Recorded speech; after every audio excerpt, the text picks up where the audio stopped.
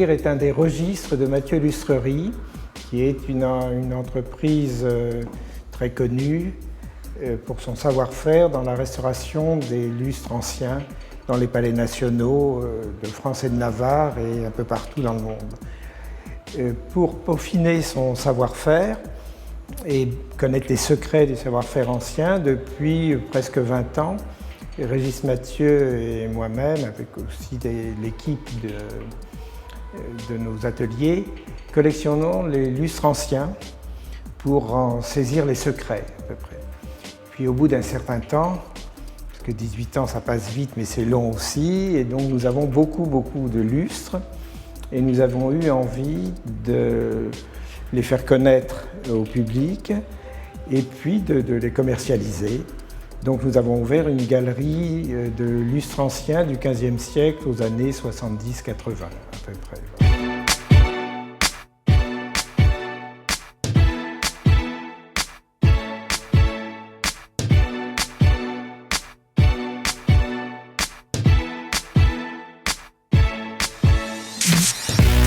Une continuation d'une démarche d'artisanat d'art de luxe, on va dire, mais qui se veut dans une démarche cultivée, donc qui regarde les artistes contemporains, qui correspondent à notre registre, qui n'est pas le registre le plus moderniste dans l'éclairage. Nous ne sommes pas Ingo Maurer, nous n'avons pas cette fonction de recherche dans les nouvelles lumières, mais nous avons plutôt une fonction de regarder les lumières anciennes, de leur redonner vie, de les adapter à notre époque. Nous avons rééclairé par exemple le Grand Foyer de l'Opéra de Paris, la Galerie des Glaces de Versailles, dans cet esprit-là.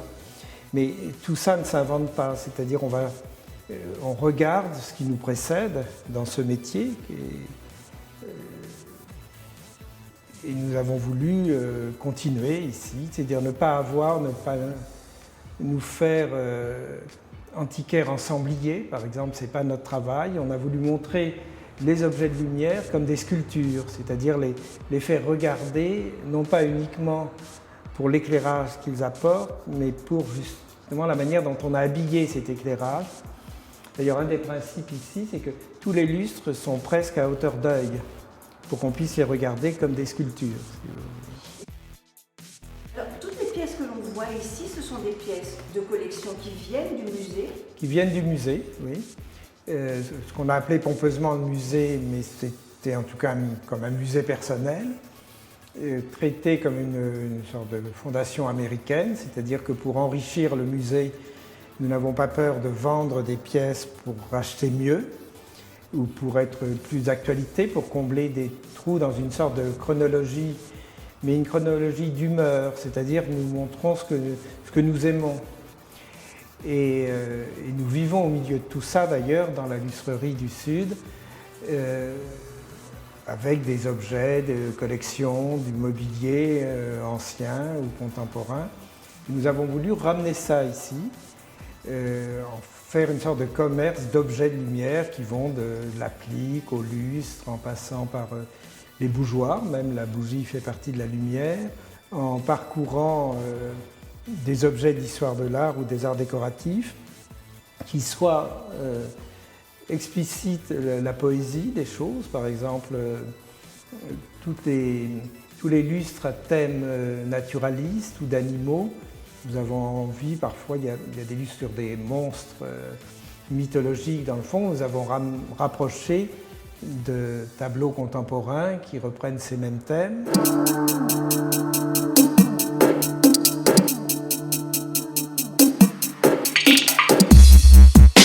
Et chaque mois, je crois, ou chaque trimestre, ça change? Oui, chaque trimestre. Là, chaque mois, ce serait presque trop lourd à monter. Nous allons après faire des expositions sur l'animal et le monstre dans l'éclairage, sur la nature dans l'éclairage. Nous allons faire aussi des sortes de monographies, par exemple sur le groupe Memphis, sur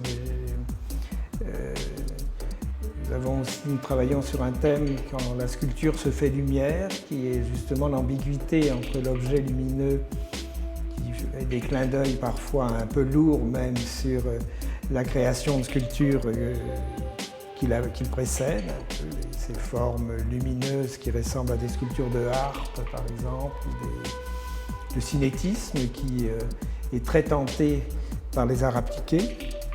Donc nous travaillons beaucoup sur ces thèmes-là.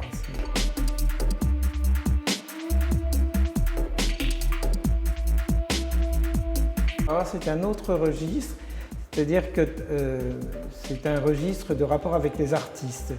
Tous les ans, nous avons une résidence d'artistes, et ça c'est la première que nous avons testée, avec moi d'ailleurs, pour tout vous dire, pour voir si ça fonctionnait, si on en avait les moyens.